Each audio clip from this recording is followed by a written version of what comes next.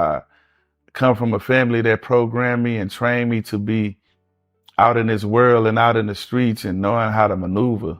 So you can't lure me with no money or nothing like that. Like, meaning like, if I don't want to do the deal, I ain't gonna do the deal. The difference between me and a lot of artists is I started doing music for God. Lil Flip didn't just expose the music industry. He showed us exactly how the system really works, and if you look at Sean Diddy Combs' career, you can see the same machine just with a different face. The warning signs were there long before the charges came out, but in 2024, the truth finally exploded with more than 20 lawsuits and federal trafficking accusations hitting one of hip-hop's most untouchable figures. What they revealed wasn't just about one man. Prosecutors claim Diddy's own employees weren't innocent. They actually helped plan and cover up everything. That word systematically keeps showing up in court papers, and it changes the entire story. This isn't random celebrity behavior. This is a powerful system built on exploitation, a machine that rewards silence and destroys anyone who dares to speak. Very evil, man. So you got to really surround yourself with people that think like you or bigger than you. So it's a nice amount of, I ain't gonna even say nice. It's a lot of rappers that sold their soul, and you know, they let money dictate everything they do. They value money more than they value humans. When Usher spoke to Rolling Stone in 2004, people thought it was just harmless gossip, but looking back now, it sounds more like a warning.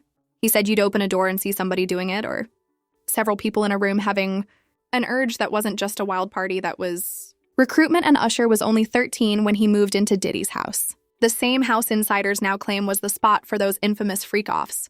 The same place prosecutors say was used to lure, manipulate, and control people who were desperate for success. What once looked like mentorship in shiny magazines now appears to be a dark trail of grooming, intimidation, and power games hidden behind fame and fortune. So it's just a lot of people, man, that's just, selling their soul and selling themselves short and distracted with the wrong things. So, it is what it is, man. This industry is a very evil industry. Lil Flip's words don't sound like conspiracy anymore. They sound like a field report.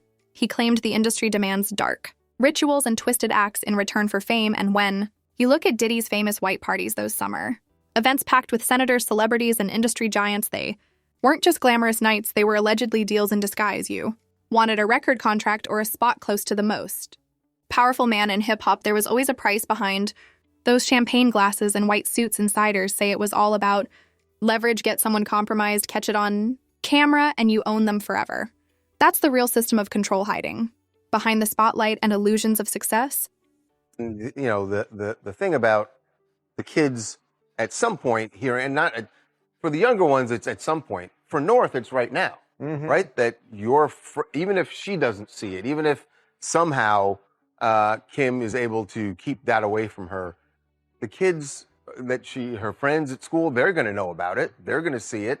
And it puts the kids in a horrible situation. When Ye lost his corporate partnerships in 2022, people called him paranoid for saying they tried to destroy me. In the press, all celebrities are controlled. But now we can see what he was really talking about, a system where silence means safety. The same system Lil Flip tried to fight, and the same one now being exposed in federal court. 3 different voices, Flip, Ye, and the justice system, all pointing to the same corruption. This isn't about one man falling, it's about how the entire structure was built. Diddy's empire, Bad Boy Records, Revolt TV, Sarek DeLeon wasn't just business. It was a system designed to turn power into protection. He created pipelines linking artists, media, and brands so that anyone who challenged him risked losing everything. Now investigators say his employees acted as drivers, fixers, and even recruiters, not random workers, but part of an organized plan. If that's true, then this wasn't just Diddy's kingdom, it was the industry's blueprint. And if he drew... I don't think Ice Cube knows who the puppeteers are. He understands that there are puppeteers, and he can tell from his own experience. The timing of these revelations couldn't be worse for an industry already drowning in scrutiny. Candace Owens, who never stays quiet about controversy, claimed back in May 2024 that Diddy avoided punishment because he was a federal asset. She called it political theater, until the FBI actually put him in cuffs months later. At the same time, Ice Cube dismissed her theory about gangster rap being created by the government, but he did admit that powerful gatekeepers run the industry, deciding who rises, who falls, and who stays. Trapped in their lane, Cube said, sometimes they'll watch you, sometimes they'll put a gate up, and that one line sums up Exactly what Lil Flip has been shouting about for years. The gates aren't made of metal. They're made of contracts, silence, fear, and control mechanisms that keep artists spiritually and mentally chained even when they think they're free.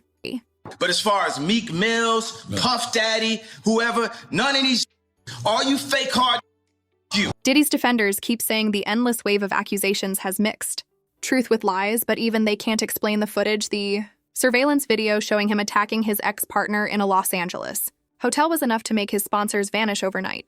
The lawsuits describe years of calculated exploitation using his own companies. As Cover's court filings in New York claim, he used his record label, fashion brand, and media team to arrange private gatherings where guests were pushed or pressured into compromising acts, and yet the public still argues over whether this is conspiracy or confirmation. The truth is both sides feed each other. The lack of accountability turned gossip into power on one side. There's solid proof, court papers, police reports, and sworn statements on the other. Wild theories tying Diddy to a hidden circle of powerful men. Some of those stories sound impossible, but it's the parts that line up that are the most disturbing. When reality starts to look like rumor, denial isn't just hard, it's pointless. You made a comment about how you was one of the few rappers that never sold their soul. What made you say that? Because I know majority of these rappers. Yeah. I know what be going on behind the scenes. I know who not really in control. Back in the early 2000s, the rumors about Diddy's private parties were brushed off as celebrity gossip. Guests spoke about strange nights inside mansions where politicians, moguls, and rising stars mixed behind closed doors. What once sounded like wild luxury now looks like a well-planned operation. Federal prosecutors keep repeating the same word pattern. They say the same methods were used across Miami, New York, and the Hamptons, with travel arranged, phones taken away, and cameras recording everything, all disguised as celebration. The similarities to what Lil Flip exposed are impossible to ignore. He said industry insiders would come to his house offering spiritual cleansings, but it wasn't harmless. It was a test, an initiation, to see how much an artist would surrender. If you refused, opportunities vanished. If you agreed, doors magically opened. He claimed these recruiters target the desperate, the dreamers, the ones willing to trade peace for power, because what they really want isn't talent or fame, it's control. And as Flip said, they can't control me. They can't control me. You get what I'm saying? They can control Shaq. They can control Charles Barkley. They can control LeBron James. An ambitious outsider from Harlem who mastered the art of turning connections into contracts and used that power to build his own legend. But behind the glittering image, insiders say there was always a hidden cost. The lawsuits describe a world where pleasure and privilege became tools of manipulation, every act calculated, every boundary pushed even. His so-called mentorship of young artists now feels like a guidebook for grooming Usher's early years living. Under Diddy's roof, the blurred lines, the exposure to adult scenes, all of it connects to the same disturbing pattern of coercion and control that prosecutors are now laying bare. Okay, so if Of course, they're not actually running the labels. they running have financial interest in They it. have financial in. What's most unsettling is how long everyone around him knew and said nothing. Industry executives, stylists, assistants, they all stayed close. Because proximity meant profit, the same cycle repeats. In every major scandal, money builds. Loyalty breeds silence, and silence turns into complicity. When insiders call Diddy's parties invitation only, they don't mean exclusive, they mean clearance levels. Who's allowed to see what and who can be seen doing it. Kanye's warning about Hollywood control doesn't sound crazy anymore. When he said they tried to destroy me in the press, he was pointing at the same invisible network that crushes dissent. People laughed when he said his mother was sacrificed, but that belief that fame demands something sacred is one of the oldest stories in show business. Call it the Illuminati, the Gatekeepers, or simply the system. It all comes down to the same trade. Give up something pure to gain something temporary. Even Ice Cube, who usually stays balanced, admitted in a July 2024 interview that the Illuminati probably exists even if he's never met anyone who admits to being in it. He calls them gatekeepers because that's what they do, decide who enters, who stays, and who gets erased. Every artist chasing success eventually faces the same choice: sign the deal, play the game, or stay shut out forever. I ain't participating in no. If it ain't righteous, I don't want to be a part of it, man. I'm not gonna snake my people. I ain't gonna snake my people. And yeah, I can't sell my people out, and I ain't gonna sell myself out. Fame ain't that important, man, for me to just do anything. Diddy, by every measure, mastered the system. He wasn't just playing the game, he was building it through Bad Boy. He shaped the sound of a generation through Revolt TV. He controlled the story around that sound, and through Serac, he turned lifestyle into a kind of faith partying, became worship and indulgence, became success. Every brand, every venture became a sermon about power through surrender, and now that empire is collapsing in courtrooms. The prosecutor's descriptions feel like the real-world version of what Lil Flip called selling your soul, not to something mystical, but to the machine itself. Trade your integrity, your freedom, your truth for everything. The industry promises money, fame, validation. The lawsuits, the videos, the testimonies all expose an ecosystem that rewards moral compromise.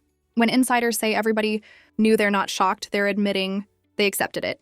Even Jay-Z's name has now surfaced. A December 2024 case originally filed anonymously was later amended to include him as a co-defendant, accusing him and Diddy of involvement in an assault from 20 years ago. Jay-Z denies it completely, saying the lawyer behind it is chasing fame, but the damage is done because if the same system that built Diddy also built Jay-Z, then maybe the problem isn't the players, it's the foundation. And as for Kanye, his career has been haunted by the same rumors, symbols, and lyrics that people call a cult. But what if he was never signaling allegiance? What if he was warning us all along?